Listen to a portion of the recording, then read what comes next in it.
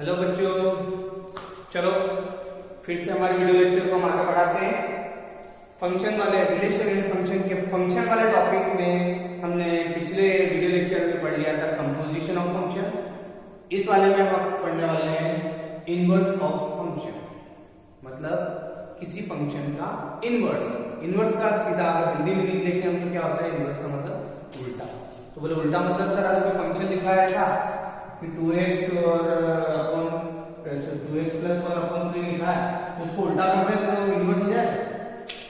अगर ऐसा होता तो हर कोई कर लेता ना, ऐसा कुछ नहीं है। मतलब हमें एक्चुअली कोई फंक्शन दे रखा है, फंक्शन आपके पास डिफाइंड है, उसी का हमें इनवर्स निकालना है। तो उसके लिए कुछ प्रोसीजर है जिसको हमें फॉलो करना है। बहुत सिंपल प्रोसीजर है, जैसा कि हमने कंपोजिशन में देखा था। दिखने में एफओजी जीओ क्या है, और जब हम क्वेश्चन कर लिए तो हमें बहुत आसान लगने लगा कि फंक्शन के अंदर फंक्शन था, सीधे रखो हमारा सॉल्यूशन निकाल। वैसे ही ये भी कि अगर एक फंक्शन के इनवर्स की बात कर रहे हैं तो उसका क्या होता है।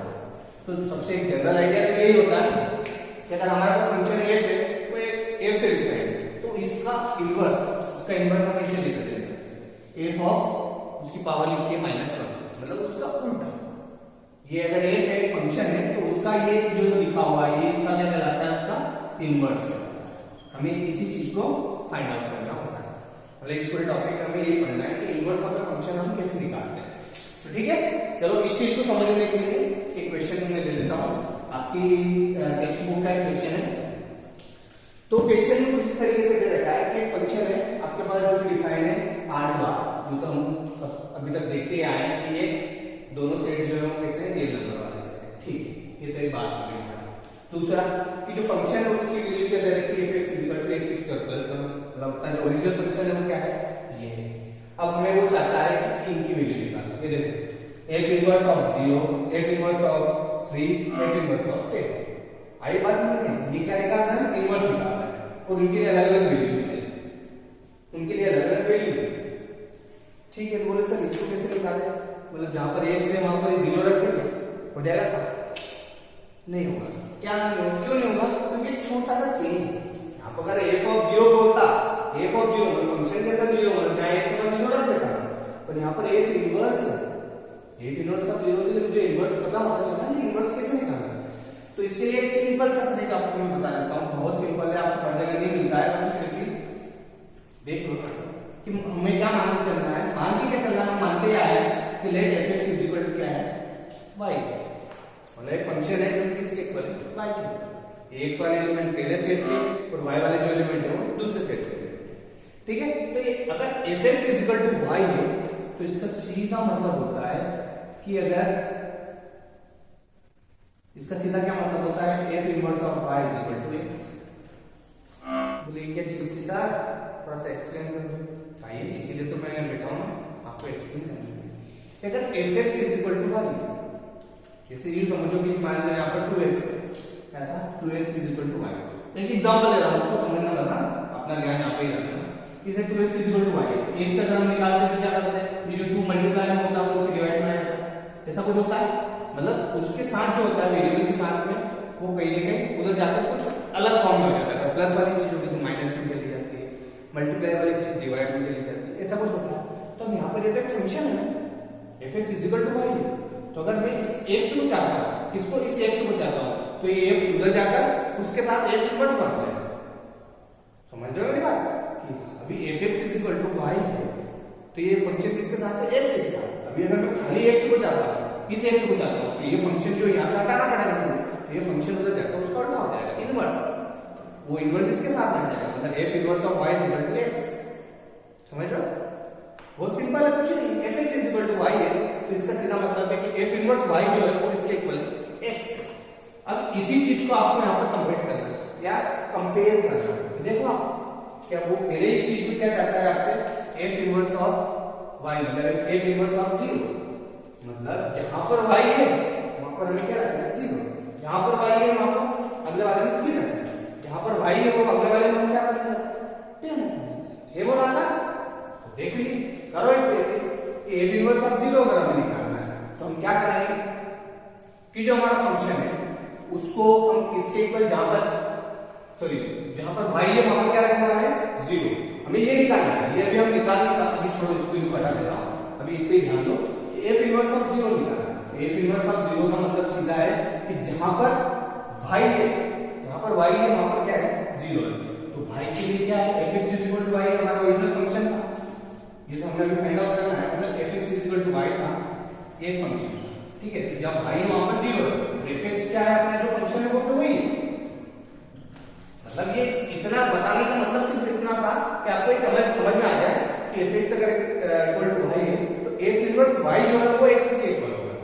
अब उसी f इनवर्स y से मैंने ये बता दिया कि अगर वो चाहता है मुझे f इनवर्स 0 निकाल दो, f इनवर्स ये निकाल दो, ये निकाल दो, फलाना देखना जो भी निकालना, तो उसमें क्या करना है हमको कि जो y है उसको जो भी दे रखा है, जो भी निकालना का बोल रहा है उसको उसकी जगह पर रख देना। मतलब हमारा अगर fx इक्वल टू y था, fx इक्वल टू y था, तो हमें y की जगह पे क्या रखना है, इस केस में फर्स्ट वाले केस में 0 रख देना, तो हमने y की जगह 0 रख दिया, जो फंक्शन था वो ऐसे ही fx इक्वल टू ये था। तो इससे क्या होगा कि हम ऐसा कर सकते हैं x square equal two plus 1 उधर जाकर क्या हो जाएगा माइनस 1, यहाँ पर x की वैल्यू क्या आ जाएगी, कोई रियल वैल्यू नहीं आएगी, नॉट रियल। क्यों होगा ऐसा, x स्क्वायर की वैल्यू माइनस 1 आ गई, तो x की वैल्यू क्या आ जाएगी रूट के अंदर माइनस 1, तो रूट के अंदर माइनस 1 हमने पहले भी बता चुका हूं कि रूट के अंदर अगर माइनस वैल्यू है इसका सीधा मतलब है कि वो किस तरह की वैल्यू है, आयोटा वाली कॉम्प्लेक्स नंबर वाली वैल्यू, कॉम्प्लेक्स वाली नंबर वाली वैल्यू किसी भी रियल सेट में एग्जिस्ट करती है नहीं करती। तो इसका मतलब क्या है कि जो हमारा f इनवर्स ऑफ 0 पहला जो चीज वो चाहता था f इनवर्स ऑफ 0 वो क्या निकल के आ गया इक्वल टू 5 एम्प्टी सेट, मतलब कोई पेयर ही नहीं बनेगा। हमने एक खाली क्या किया है कि जहां y था वहां पर वो जो चाहता था 0 चाहता था, तो हमने उस इक्वेशन को y के बराबर मतलब 0 के बराबर इक्वेट कर दिया और x की वैल्यू निकाल दी। तो जो x की वैल्यू निकल के आई है वही तो एक्चुअल में f इनवर्स 0 है, जो x की वैल्यू निकल कर आई है हमारी वही आपकी f इनवर्स 0। तो हमारे यहाँ पर केस में x की वैल्यू क्या निकल के आई है, सॉरी x की वैल्यू जो है वो क्या निकल के आई है, रियल वैल्यू नहीं निकल के आई है। इसका मतलब हमारा जो सेट है वो खाली पड़ा हुआ है, एम्प्टी सेट, ठीक है। अब ये थोड़ा सा कंफ्यूजन लग रहा होगा, अभी दूसरी चीज समझा समझो, बहुत आसान है। सेकंड वाले में वो क्या चाहता था, f इनवर्स ऑफ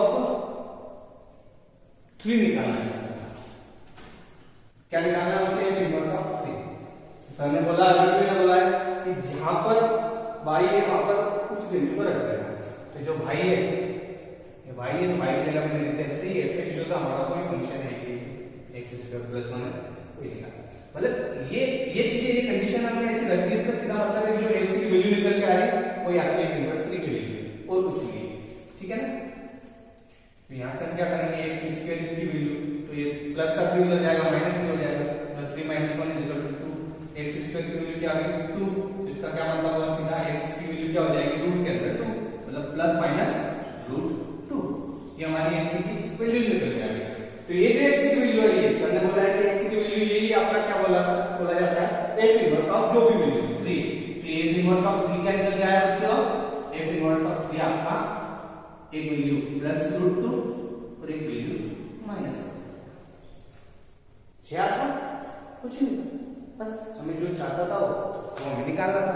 वैसे थर्ड वाला में वो चाहता है कि इनवर्स 10 निकालना, तो कुछ नहीं करना है, यहाँ पर जहां 3 था वहां पर 10 लिख देना, ये 3 था वहां पर 10 कर दो, इक्वेशन 3 सॉल्व कर दो, -1 यहाँ पर 9 हो जाएगा, या 9 हो जाएगा तो x की वैल्यू कितनी आ जाएगी +-3, क्योंकि रूट 9 की वैल्यू क्या होगी 3 जाना है, तो +-3 मतलब ये आपकी दो वैल्यू आ गई +3 और -3, पिक्चर है खत्म। ये आसान बच्चों आ रहा है, आसान क्यों ऐसा करना पड़ा, क्योंकि उसने फंक्शन दे रखा था हमें बच्चों fx = x² + 1, तो वो हमें f इनवर्स की अलग-अलग वैल्यूज निकालना चाहता है, f इनवर्स कभी 0 चाहता है, तो f इनवर्स 10 चाहता है, कभी f इनवर्स 3 चाहता है। तो मैं ये चीज समझने के लिए ये चीज समझना जरूरी है। अगर एक fx = y है तो f इनवर्स ऑफ y जो है वो x के बराबर होगा, तो f इनवर्स ऑफ 0 निकाला तो इसके वैल्यू के बराबर होगा x की वैल्यू, तो x की जो वैल्यू निकल जाएगी वो f इनवर्स 0 की वैल्यू, सिंपल। अब आप ये समझ में बच्चों, एक बार खुद से ट्राई करना, आपको बहुत अच्छे से ये मक्खन हो जाएगा, क्लियर हो जाएगा, ठीक है। चलो एक और क्वेश्चन में आपको समझाता हूं, ये कंडीशन हमेशा ध्यान रखना, अगले क्वेश्चनों में भी हम यही वाली कंडीशन को लेके चलेंगे। चलो एक एग्जांपल और लेते हैं, काम करते हैं,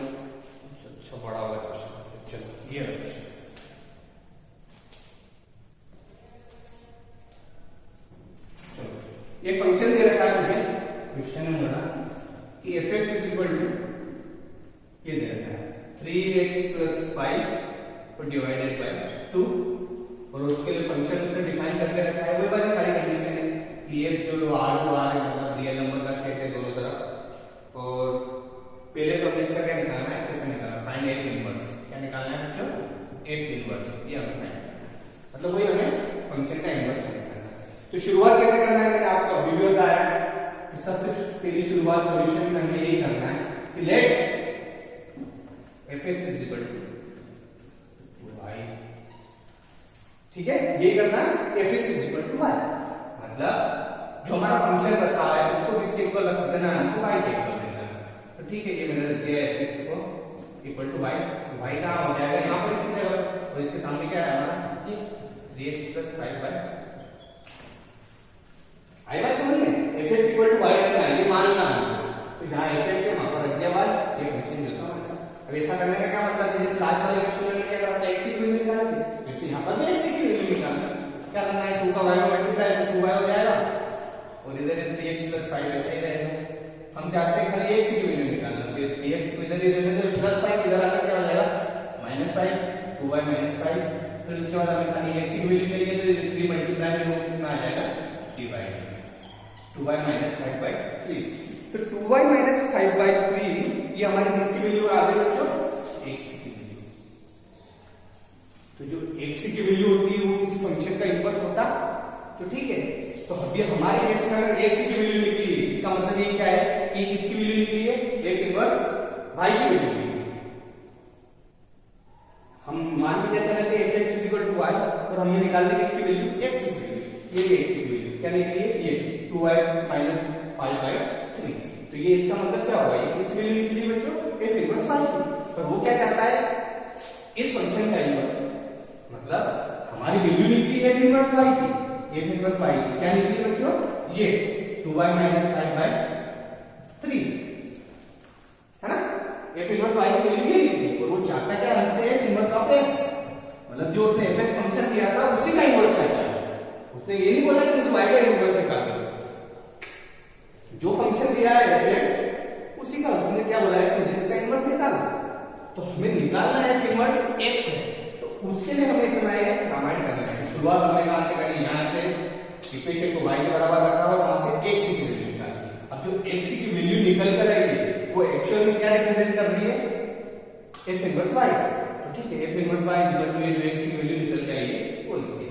अब हम चाहते हैं क्या, f इनवर्स x निकालना। तो जैसा हम बच्चों जैसे काम करते हैं, अगर f इनवर्स y बराबर ये है तो f इनवर्स x बराबर क्या आ जाएगा, y ये वहां पर आएगा, यहां पर x है, यहां पर x हो जाएगा, जब y यहां पर x कर सिंपल, ये हमारा f इनवर्स फंक्शन का इनवर्स निकलता आ चुका था। आसान क्वेश्चन ऐसे ही करना है, फंक्शन का इनवर्स निकालना है, शुरुआत करना है ये यहां से, इक्वेशन को y के बराबर रख दो, x की वैल्यू निकाल दो, अगर x की वैल्यू निकली है तो वो क्या रिप्रेजेंट कर दिया आपकी f इनवर्स y को, ठीक है। फिर उस f इनवर्स y को अगर ये रिप्रेजेंट कर दी तो f इनवर्स x को कौन सी इक्वेशन रिप्रेजेंट करेगी, खत्म।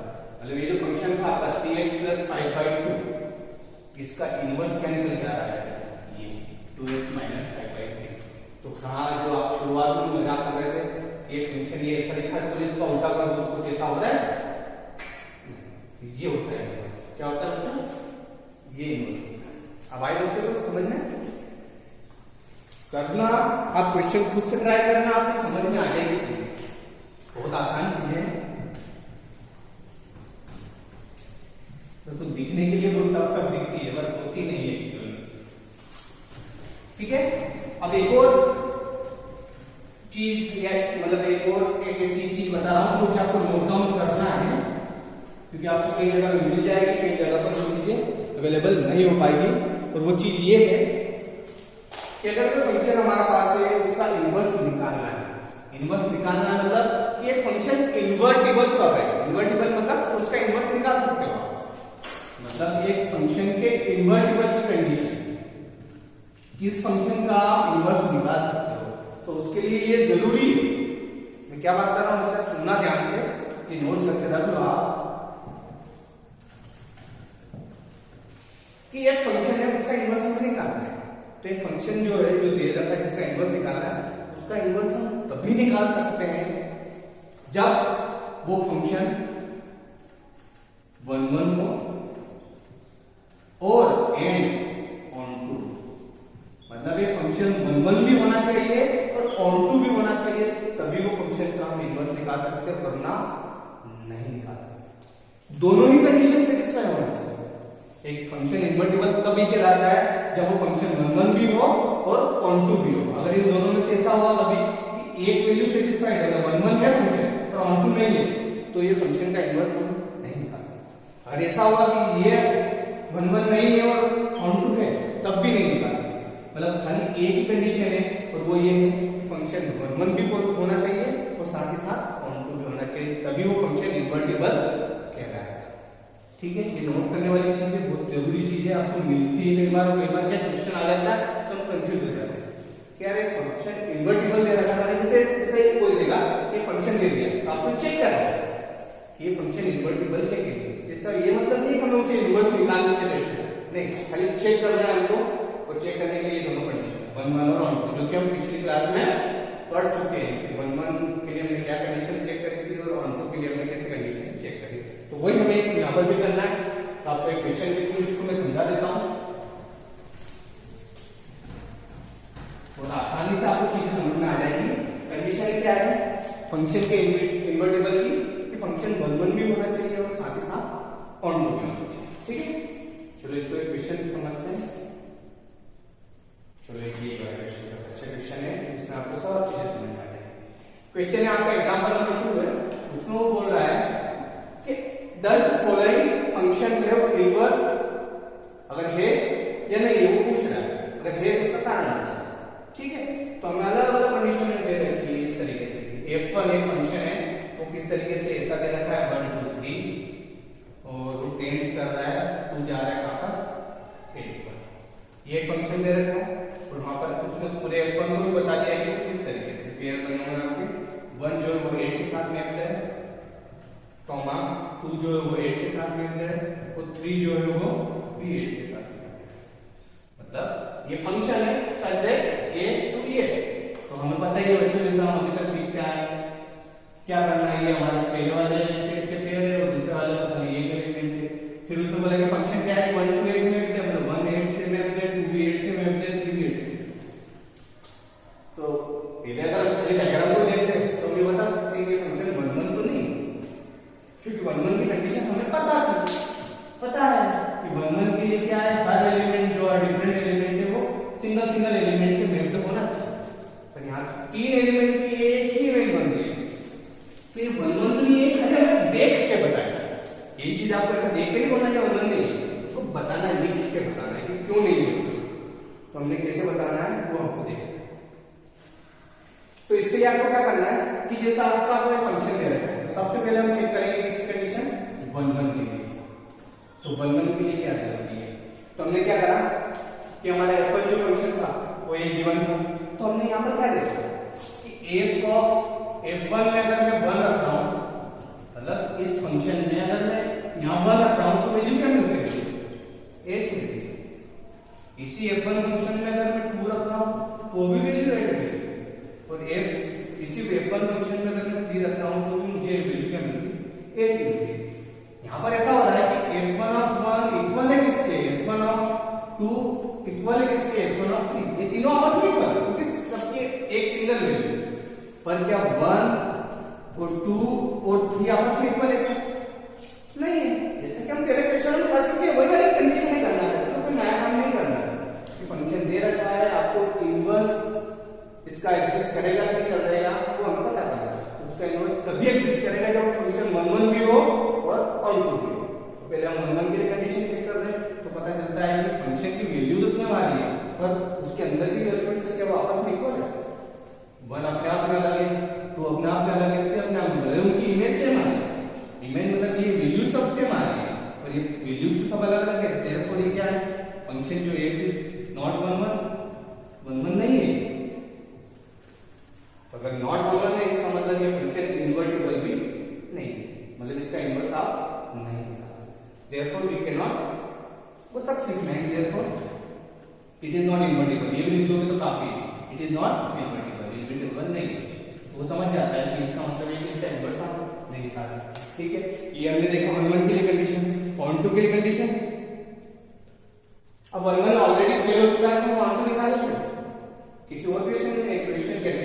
वैल्यूज के लिए हम ट्राई करते हैं।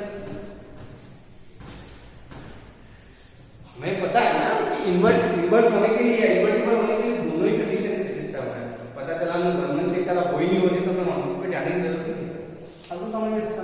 ठीक है, चलो अब अगर ऐसा दे रखा है कंडीशन में कि F1 जो है, सॉरी एक और फंक्शन दे रहा है, दूसरा फंक्शन दे रहा है, F3 ऐसा एक फंक्शन है, इसमें अलग अलग वैल्यू दे रखी है। ये सेट तो हो गया वही है, ये वाला सेट उन्होंने चेंज कर दिया, यहाँ पर भी वो 1 2 3 दे रहा है।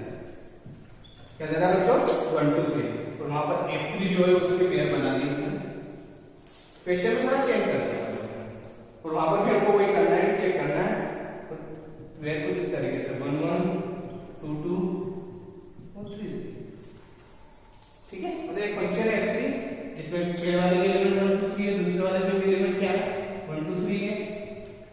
1 1 से मैप 2 2 से मैप 3, सीधा दिख रहा है हमको कि इस तरह का फंक्शन हो गया 1 1 फंक्शन। ओके, वही चीज हमें क्या बता रहा है, तो ये 1 1 के लिए कंडीशन क्या कंडीशन है, वही कि हमें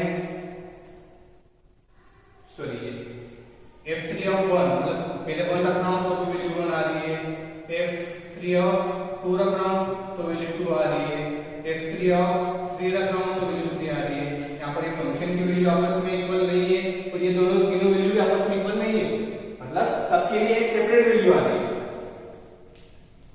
सबकी अलग अलग सिंगल सिंगल वैल्यू आ रही है। तो इस तरह का फंक्शन हो गया, देखो तो फंक्शन इज 1 1, फंक्शन इज 1 1। ठीक है, फिर फंक्शन 1 1 हो गया। अब 1 1 हो गया है, 1 1 में पता है कि हर किसी की एक सिंगल एलिमेंट मिल रही है, तो इसका मतलब क्या हुआ कि वो ऑन टू भी हुआ। क्यों ऑन टू हुआ? क्योंकि इधर में कोई भी एलिमेंट खाली बाकी नहीं रहेगा। 1 के रिस्पेक्ट में यहाँ पर एक एलिमेंट है, 2 के रिस्पेक्ट में यहाँ पर भी एलिमेंट है, 3 के रिस्पेक्ट में एलिमेंट है, इसके अलावा कोई एलिमेंट दोनों साइड में हमारे पास नहीं है, क्वेश्चन नहीं था हमारा। तो अगर ये 1 1 है तो ये ऑन टू भी है, इसका सीधा मतलब है कि इस फंक्शन का इन्वर्स पॉसिबल है, मतलब ये फंक्शन कैसा है, इन्वर्टिबल। ठीक है बच्चों, तो ये सारी चीजें थी जिसकी हेल्प से आप ये पता कर सकते हो कि एक फंक्शन इन्वर्टिबल है या नहीं है। उसके लिए दोनों कंडीशन है, 1 1 और ऑन टू दोनों होना चाहिए। दूसरा क्या है, फंक्शन का इन्वर्स कैसे निकालना है, तो उसके लिए भी हमने चीजें समझ ली कि अगर f(x) इक्वल टू अगर y है तो इसका सीधा मतलब है कि f इनवर्स ऑफ y जो है इसके इक्वल होगा x। मतलब आपको कुछ नहीं करना है, पहले फंक्शन को y के इक्वल रख देना है, और उसके बाद वहां से x की जो वैल्यू निकालोगे वही हमारा f इनवर्स ऑफ जो भी वो पूछ रहा है उसकी वैल्यू निकल कर आ जाएगी। क्वेश्चन एक हमें वीडियो देखकर समझने में और एक जब खुद ट्राई करोगे तब समझने में थोड़ा सा फर्क होता है। आप जब वीडियोस देख लोगे तो अच्छे से देख लेना, और जो चीजें मैंने बताई है कि नोट डाउन कर लो तो नोट डाउन करना, और उन्हीं की हेल्प से आप खुद अपने क्वेश्चन को ट्राई करना, आपको क्वेश्चन बहुत आसानी से समझ में आ जाएंगे और आप खुद ही इन चीजों को कर पाओगे। 2 ही टॉपिक थे, 2 अलग अलग वीडियो लेक्चर में हमने देखे। पहला था हमारा कंपोजिशन ऑफ फंक्शन, जिसमें एक फंक्शन के अंदर अगर दूसरा फंक्शन होता है उसको कैसे सॉल्व करते हैं, और दूसरा था हमारा inverse of function. Inverse of function मतलब f का इनवर्स होता है f3, तो ये अगर ये ऐसा है तो हम कैसे उसको फाइंड आउट करते हैं, मतलब हमारा फंक्शन है, उस फंक्शन को उसका इनवर्स निकालना है, और उसके लिए कुछ जो स्टेप्स थी वो हमें फॉलो करना है, और हर बार वही फॉलो करना है, और हमारा एक। तो बाकी के जो बचे हुए क्वेश्चन है वो आप लोग करिए, कोई डाउट होगा जब भी समय मिलेगा वो चीजें डिस्कस कर लेंगे। ठीक है, इस वीडियो लेक्चर में आज के लिए इतना ही कुछ। Thank you so much. अगले वीडियो लेक्चर में मैं अगले चैप्टर से स्टार्ट करेंगे, जो कि हमारा जो भी चैप्टर है, कौन सा चैप्टर है, सेकंड वाला, फंक्शन के बाद में होता है बाइनरी ऑपरेशन, तो हम उसके बारे में पढ़ेंगे। तो तब तक के लिए धन्यवाद, करते रहिए। Thank you.